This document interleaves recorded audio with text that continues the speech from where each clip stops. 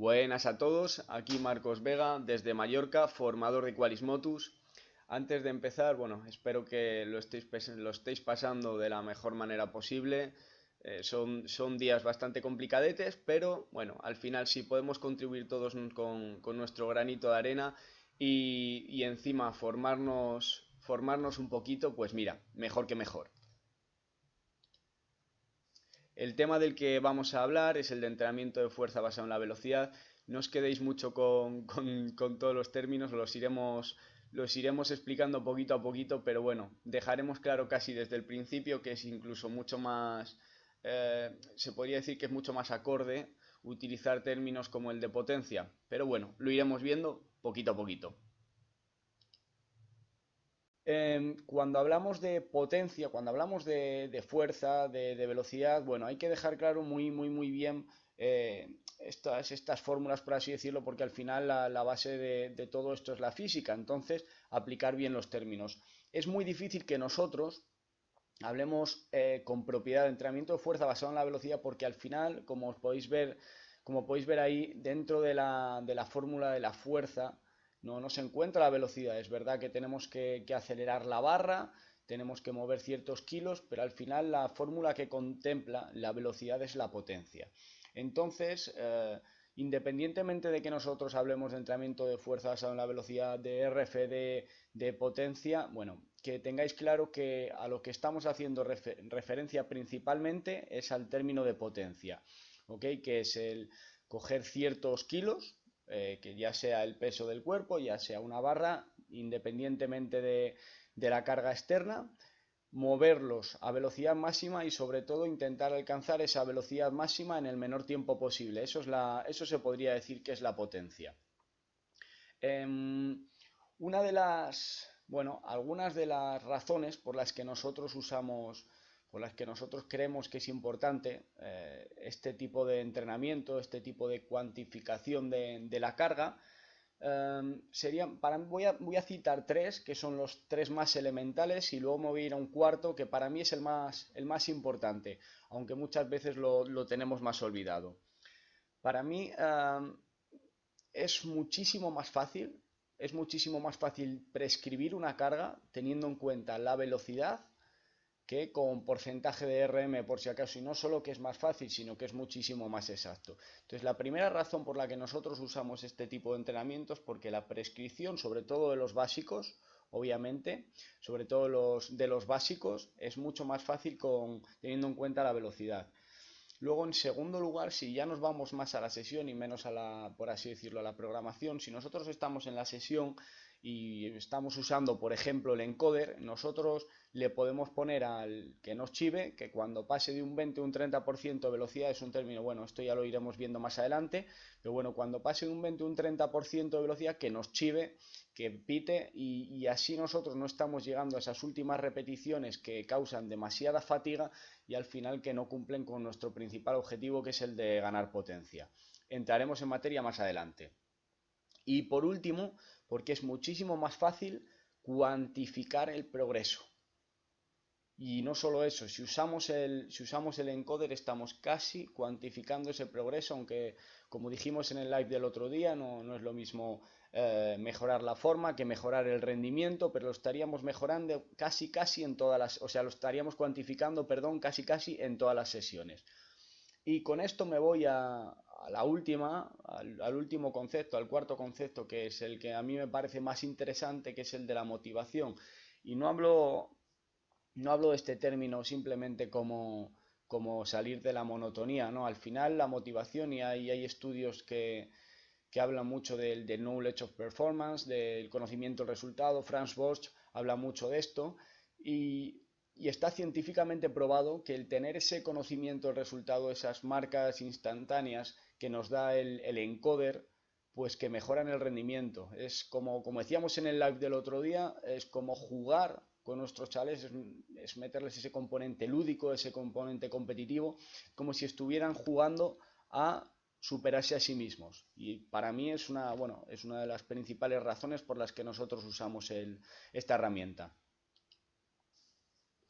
Antes de entrar con los objetivos, queremos dejar claro que vamos a realizar dentro de unos días, dentro de unas semanas, un segundo webinar, una segunda parte de esta formación y bueno, con el principal objetivo de que todos estos puntos que tenemos ahora pues queden más o menos resueltos, ¿ok? Bueno, los objetivos que tenemos en primer lugar es que seáis capaces de aplicar los fundamentos del entrenamiento por velocidad a las necesidades de vuestra especialidad deportiva, o más que vuestra especialidad deportiva, la de vuestros deportistas. No es lo mismo entrenar a un futbolista que entrenar a un ciclista, igual que no es lo mismo entrenar a un ciclista de velocidad que un ciclista de ruta. En segundo lugar, que comprendáis la importancia del entrenamiento por velocidad y que sepáis cuándo y cómo utilizarlo. Y cuando hablamos de esto no solo es con qué ejercicios utilizarlo, por qué, no. Hay que ir un poquitín más atrás, irnos a la base, a los fundamentos del movimiento, a la movilidad, la estabilidad y el control motor, y ahí preguntarle a nuestro deportista qué deficiencias tiene o qué particularidades tiene para que nuestra sentadilla sea o no lo suficientemente potente. ¿Vale? Entonces, en el momento en que hayamos trabajado esa parte, sí que nos vamos a poder ir a meterle velocidad, pero lo primero debería ser los fundamentos. Y por último, que entendáis la importancia de un proceso de entrenamiento bien estructurado. ¿Vale? Nosotros, en calidad de movimiento, tenemos muy claro estas 5 fases: valorar, priorizar, prescribir, entrenar y evaluar. Incluso se podría meter una anterior, que es la de la evaluación de los patrones básicos de movimiento del deportista antes de que lo lleguemos a evaluar. Total, que nosotros también a la hora del entrenamiento por potencia seguimos esta máxima. Lo primero que hay que hacer es valorar. Hablaremos dentro de unas diapositivas de la curva fuerza-velocidad. Priorizar, que básicamente es pensar o por ejemplo observando la curva fuerza-velocidad o no, ya veremos que vamos a hablar de eso, teniendo en cuenta la curva fuerza-velocidad, por poner un ejemplo, decidir la estrategia a seguir, luego prescribir la programación, entrenar y bueno, evaluar los resultados.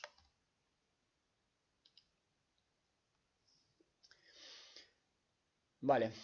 Bueno, como llevamos hablando un rato, el entrenamiento por potencia no deja de ser el entrenamiento basado en la velocidad de ejecución, y me gustaría intentar contestar a la primera pregunta: ¿entrenamiento de fuerza máxima o entrenamiento de la potencia? ¿Es posible separarlos? Si le preguntáis a gente de nivel, gente pionera como Vadillo, os dirá que no es posible separar el entrenamiento de la fuerza máxima y lo que él llama RFD, Rate of Force Development. Nosotros, y creo que lo vamos a hablar dentro de 2 diapositivas, nos hemos dado cuenta de que si trabajamos la fuerza, si trabajamos cargas altas independientemente de la velocidad, va a tener más influencia sobre cargas altas. Y si nosotros trabajamos cargas bajas, incluso la ausencia de carga con nuestro propio cuerpo, las fases de la pliometría y demás, va a tener mucha más influencia sobre la velocidad, sobre las cargas bajas. Entonces, sí que es verdad que todas las cargas, creo que es a partir del 30% de la activación isométrica máxima, pueden mejorar la fuerza máxima, pero es mucho más fácil que la mejoremos con cargas más altas. Entonces, bueno, y en la gráfica lo que quiero que veáis es que creo que es de un press de banca por el 0,3 metros por segundo. Bueno, lo que quiero que veáis en esta gráfica es que para cada porcentaje de RM corresponde una velocidad. Tampoco hay que ser dogmáticos con esto, porque al final no deja de ser un montón de casos, un montón de estudios, y se ha hecho esa media para llegar a estas conclusiones, a estos datos. Pero bueno, lo que sí que es verdad, lo que sí que es un hecho, es que si vosotros, por ejemplo, estáis trabajando durante un mes a 0, por ejemplo, por poner un ejemplo, al 70%, a 0,82 metros por segundo, y el atleta, el deportista, está levantando 80 kilos, y a las 4 semanas de trabajar a 0,82, en vez de estar levantando esos 80 kilos, está levantando 91, ya haya sido su estado de forma, ya ha sido su rendimiento, lo que sea, pero está entrenando más duro, o ha aumentado su rendimiento, o ha mejorado su forma. Pero los números son mejores que los del primer día.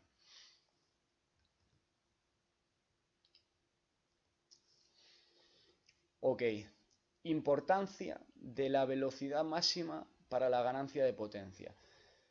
Vale, teniendo en cuenta que todo el trabajo previo ha sido correcto, que ya hemos trabajado los fundamentos y que no hay ninguna restricción para trabajar a velocidad máxima para realizar una sentadilla potente, por poneros un ejemplo, el ejercicio debería realizarse siempre a velocidad máxima.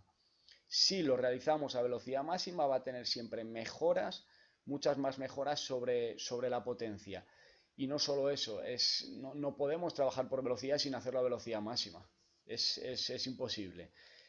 Entonces, si nos vamos al primer punto, fijaos la diferencia, la gráfica de las 4 barritas, la gráfica a la izquierda, las 2 primeras barritas hacen referencia a ejercicios realizados al 50% de la velocidad, y a la derecha cuando pone rápido es al 100% de la velocidad que nos permite esa carga. ¿Okay? No estoy hablando de velocidades altas o bajas, estoy hablando de máxima velocidad que la carga nos permita. Si la carga nos permite 0,4 y la movemos a 0,4, estamos trabajando a velocidad máxima. Si la carga nos permite 0,7 y la movemos a 0,6, no estamos trabajando a velocidad máxima. Total, que la diferencia, fijaos, de trabajar al 50 a trabajar al 100% de esa velocidad sobre la sentadilla profunda, sobre su RM, es de 10,3 a 18,7%. Eso es, si no me equivoco, 80 y pico por ciento más de mejora del rendimiento. Si nos vamos al Counter Movement Jump, las diferencias son de 2,5 a 8,7%, aún más pronunciado. Y por último, si nos vamos al RM de press de banca, de 9,7% a 16,7%. Conclusión principal, siempre que podamos tenemos que trabajar a velocidad máxima. Extracción de la curva fuerza-velocidad. Cuando nosotros hablamos de sacar el perfil de fuerza-velocidad de cada uno de nuestros deportistas, a lo que estamos haciendo referencia principalmente es a sacar esa curvita que nos dé información de si nuestro atleta está compensado, de si tiene un déficit de fuerza o de si lo tiene de velocidad, dependiendo de si es un poquito más débil con cargas altas o de si lo es con las cargas bajas. Para extraerlo, lo que haremos es realizar un test incremental de los ejercicios que nosotros queremos analizar. Por ejemplo, en press de banca, estimamos que nuestro deportista tiene de RM 100 kilos, por poneros un ejemplo más o menos fuerte. Entonces empezaremos con una carga ligera, como 10 kilos, y luego iremos subiendo, pues yo que sé, de 10 a 30, 30 a 50, 70 y 90.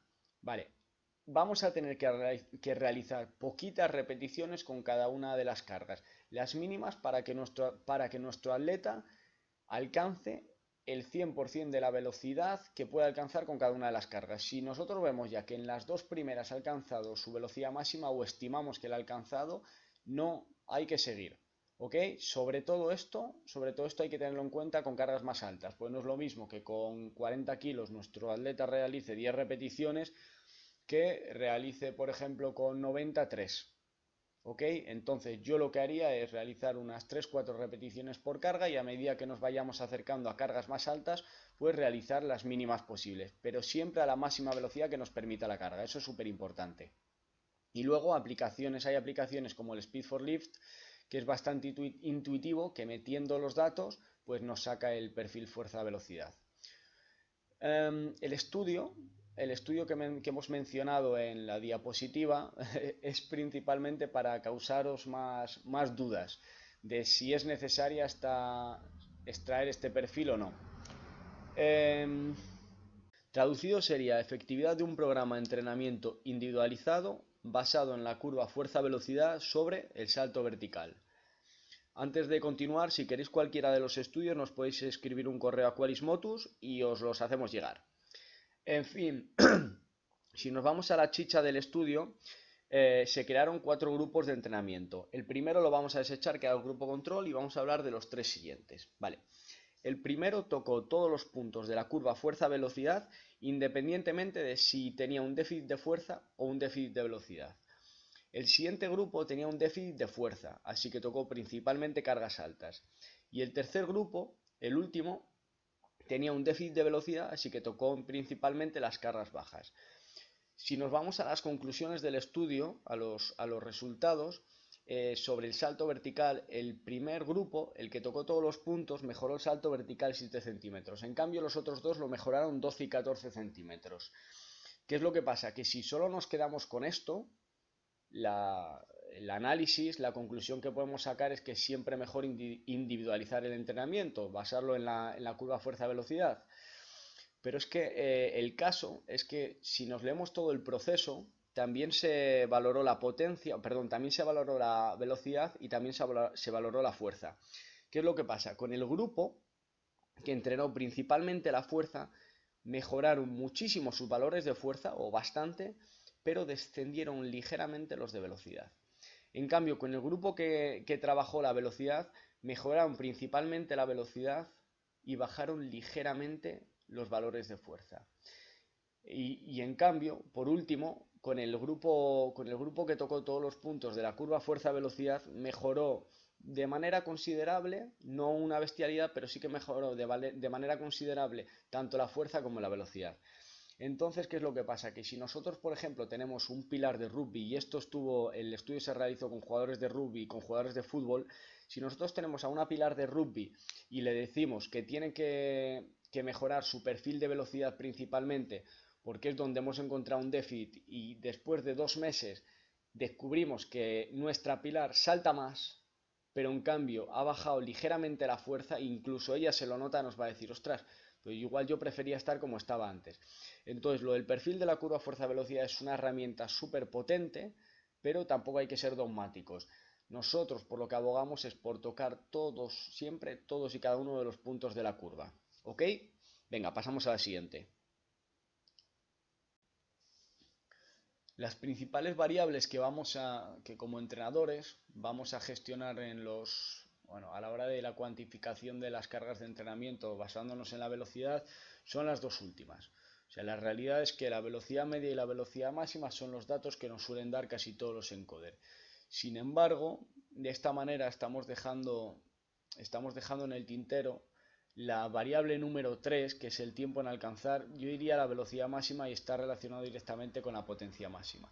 El tiempo en alcanzar la velocidad máxima es algo súper importante en la mayoría de deportes que nosotros gestionamos. Sí que es verdad que hay nosotros por ejemplo llevamos a muchos bomberos y hay algunas pruebas como podría ser el salto horizontal, en el que tú no tienes un tiempo para alcanzar ese pico. Tú le dices a los chicos o a las chicas, obviamente, que tienen que saltar lo más lejos posible, pero da igual que lo hagan en 1 o en 3 segundos.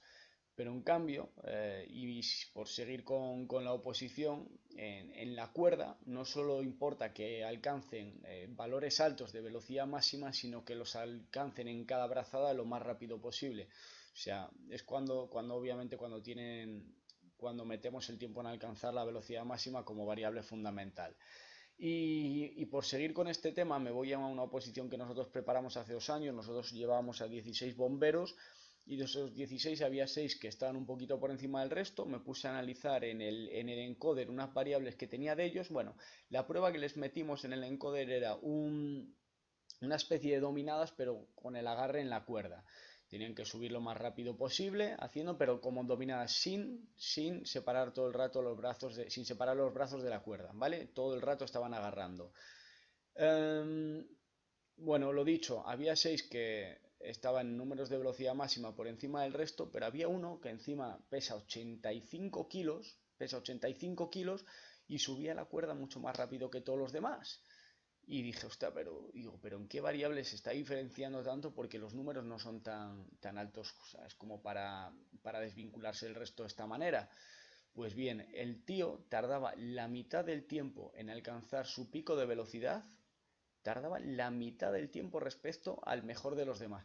Y por eso tenía una cuerda tan buena. Lo que quiero decir con esto es que no solo es importante una velocidad media alta, no es solo importante alcanzar ese pico de velocidad, sino que cuanto antes lo alcancen, la mayoría de los deportes va a ser algo fundamental.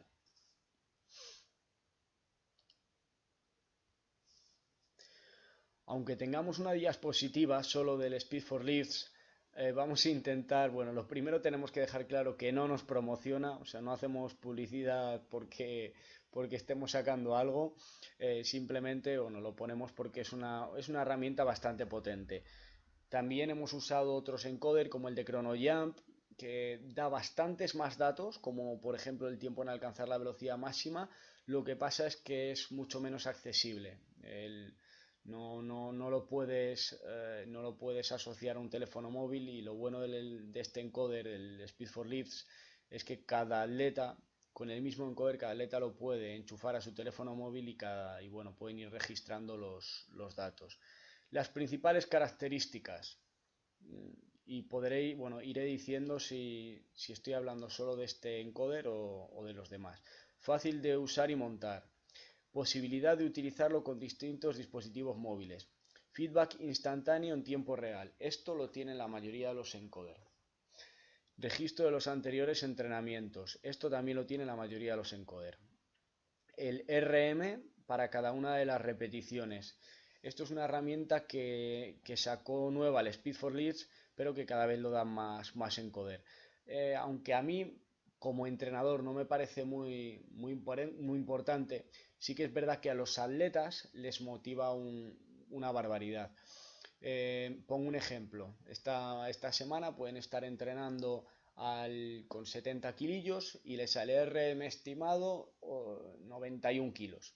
La semana que viene siguen con esa misma carga, o lo pongo un poco más lejos. En un mes siguen con esa misma carga y pone RM estimado 98 kilos. ¿Vale? Me lo invento. Entonces ellos ya están viendo que su fuerza máxima, entre comillas, estimada, está próxima a los 100 kilos y que han mejorado su RM. Y encima, cada semana le queda registrado el valor, de manera que tienen una gráfica, un gráfico de barras, en la que van viendo los resultados y las fechas de todos los anteriores test. Por eso a mí me parece muy interesante, porque el tema motivación para los chavales, pues mira, ayuda bastante.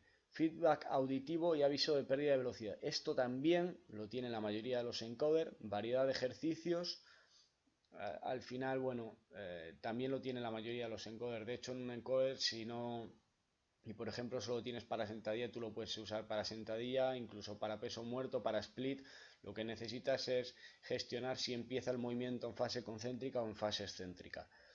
Variedad de ejercicios, como yo he dicho, y extracción de la curva fuerza-velocidad. Esto también fue nuevo del Speed for Lifts. Venga, paso a la siguiente diapositiva.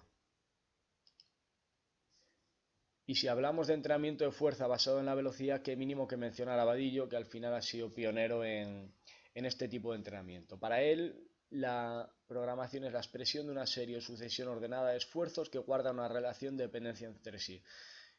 He puesto la definición porque me parece súper interesante. Si nos vamos al enfoque de los últimos años de entrenamiento de fuerza basado en la velocidad, como hemos dicho hasta ahora, tiene una serie de ventajas muy numerosas. Sobre todo el manejo de las cargas antes, durante y después de los entrenamientos, antes, durante y después. Y, como habíamos dicho antes, el knowledge of performance, el conocimiento del resultado, que es un extra de motivación para todos nuestros deportistas. ¿Qué es lo que pasa? Que nosotros no nos podemos quedar aquí. Obviamente todo esto tiene un objetivo. Si nosotros estamos mejorándole la potencia a nuestros deportistas, es porque se lo queremos transferir o a una cuerda o a un salto horizontal, como habíamos dicho antes, o a un cambio de dirección o a la bicicleta o a donde sea. Pero necesitamos trabajar esa mecánica. No puedo citarlo porque no me acuerdo pero bueno, voy a hablar de un estudio. Si lo queréis nos podéis escribir al correo y os lo mandamos.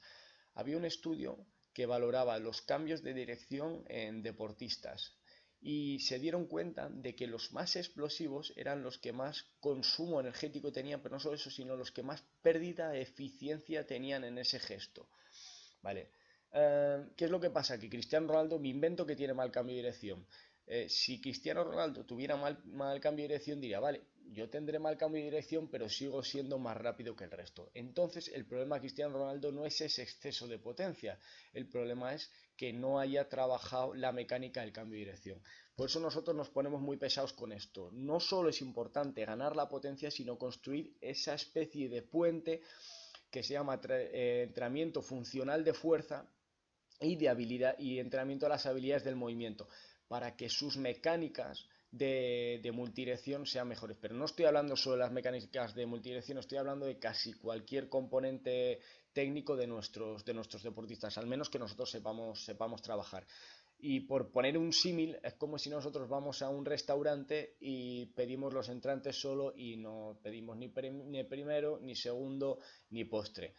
Es obvio que es importante el trabajo de fundamentos, es importante el trabajo, como hemos dicho durante toda la ponencia, de básicos basándonos en la velocidad, de entrenamiento funcional de fuerza y también esa última parte de la pirámide de Gray-Cook de habilidades del movimiento. Y seguimos con Vadillo.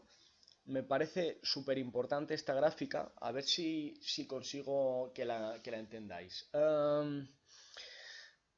Vale, las primeras barritas, las 12 primeras barritas, es un 12 RM. Me explico, el deportista podía realizar 12 repeticiones con una carga y realizó las 12.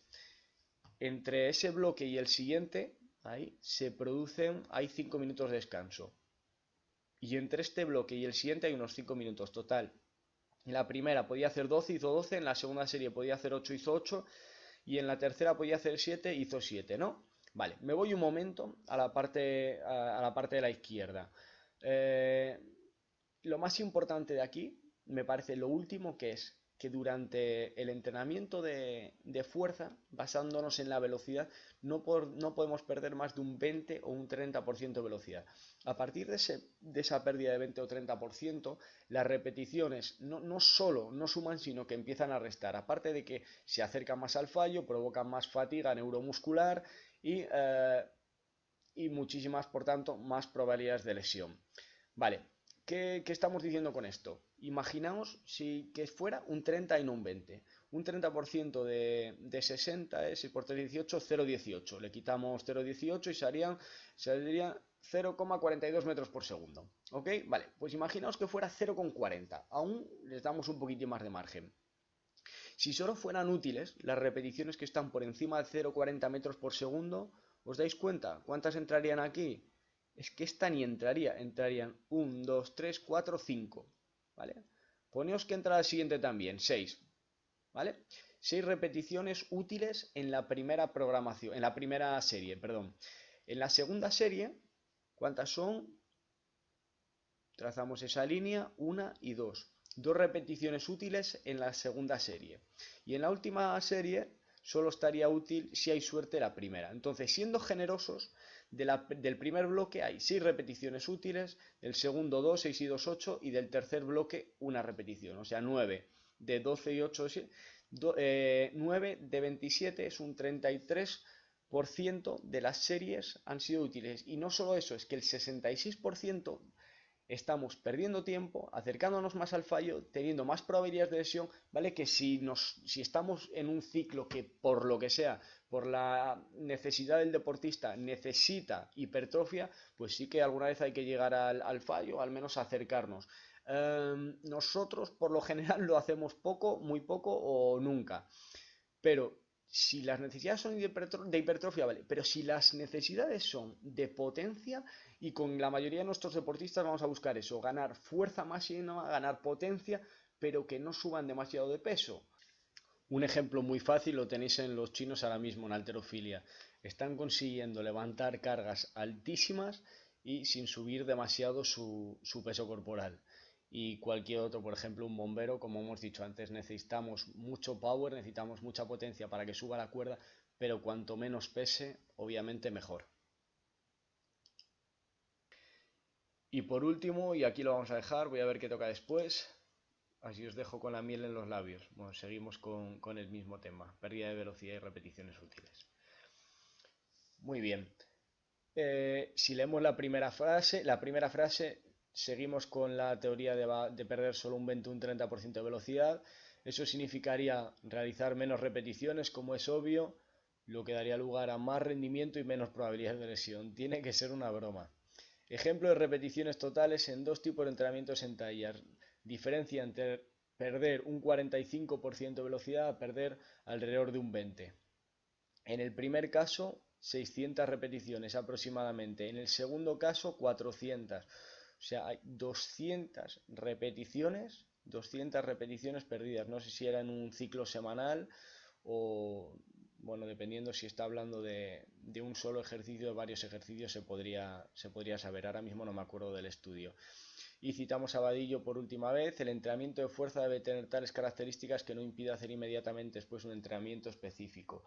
Esto hay que cogerlo con pinzas, pero sí que es verdad que yo, por lo menos, nosotros en Mallorca, con nuestros deportistas, sí que realizan la mayoría de las veces entrenamiento de fuerza, y luego los que tienen pista se van a pista. La razón es que muchos son opositores, muchos son árbitros y tienen que al final rentabilizar el tiempo.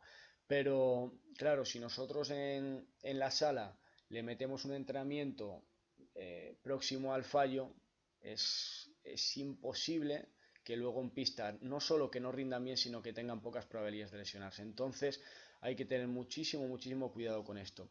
Si nos vamos a algún ejemplo un poquito más visual, fijaos, HF es hasta el fallo y SF sin llegar al fallo, ¿ok? Entonces veis las primeras barritas, siempre es más mejora, en este caso sobre el RM en sentadilla si no llegamos al fallo. Sobre cargas bajas en sentadilla, muchísima la diferencia. Cargas altas también hay diferencia, no tan significativa, pero sí que sigue habiendo. Y por último, el CMJ debe ser pues lo mismo, alrededor de más del doble de mejora. Total, que en este caso lo que podemos sacar en claro es que con un 20 o un 30% de velocidad es suficiente. Y lo que yo le digo a los chavales, siempre mejor quedarse corto que acercarse más al fallo. En fin, espero que os haya gustado. Cualquier cosa que necesitéis ya sabéis dónde estamos. Mucha suerte estos días, mucho ánimo, mantened la mente ocupada y esperemos que esto sirva para esto también. Creo que nada más. Seguimos al pie del cañón. Un abrazo.